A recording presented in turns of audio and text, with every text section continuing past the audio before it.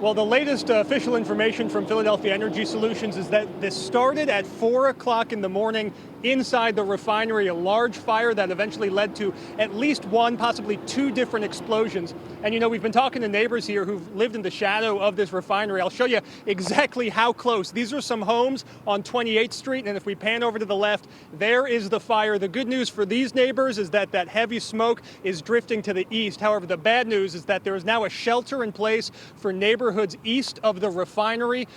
We talked to some of the people who live in this area. They told us they heard the loud boom. They felt it rattle their windows. Some people even say it knocked stuff off of their walls. They looked outside to see an orange glow. Take a listen. I was with one of my friends, and all we heard was boom. And we looked. We was like, oh. And then you said you looked over the bridge. You could see the fire? Yes. Describe that for me. It was like balls up in the air, like fireball. Really? Uh-huh. What went through your head when you saw that? I thought it was a meteor or something.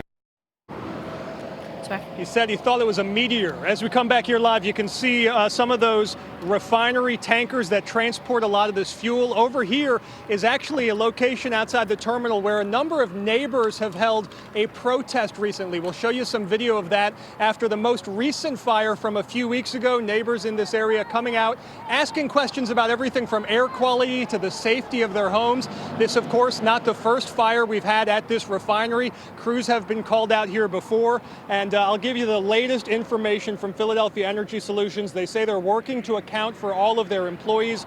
They do tell us that all Philadelphia firefighters have been accounted for as we await that official press conference from the fire department.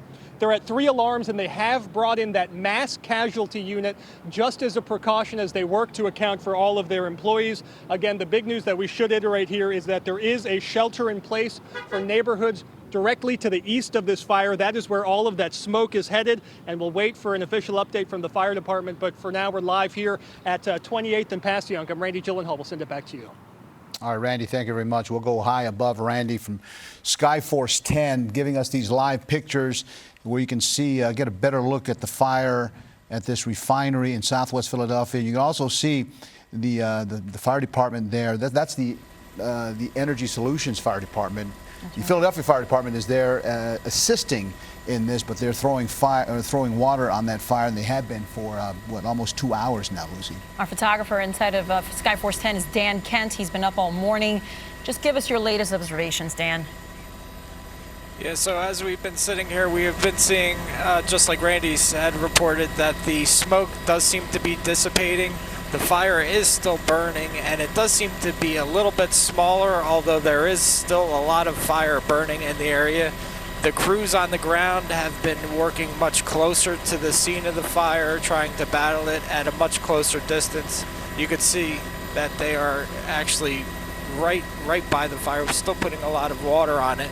But as I widen out here, you could actually see on these containers the black soot and damage on these containers. That kind of shows you how big the fire actually was at one point.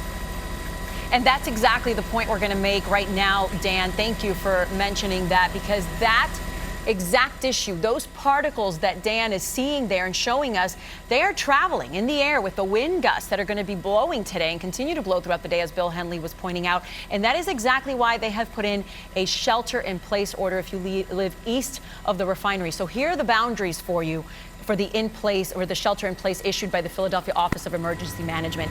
26th Street to the west, Schuylkill Expressway to the north, I-95 to the south, and 22nd Street to the east due to smoke, and also, of course, all of the apparatus that is in that area, all of the engines that responded to support the Philadelphia Energy Solutions firefighters that have been working that scene, still working that scene.